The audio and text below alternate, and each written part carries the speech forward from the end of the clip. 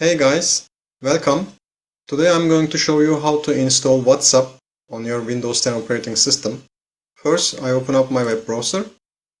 We go to the www.whatsapp.com website. On the top, there is a download link. Click on download.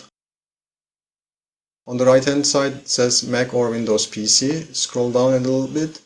There is a button called Download for Windows.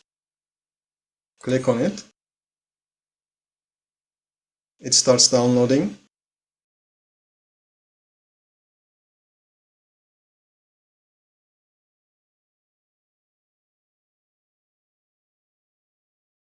Once WhatsApp is downloaded, I show it in folder. I double click on WhatsApp setup.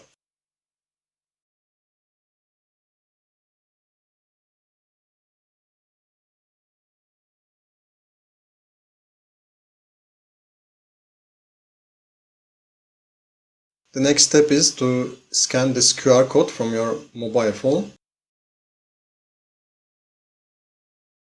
This is how you install WhatsApp on your PC. I hope you enjoyed this video. See you next time. Bye.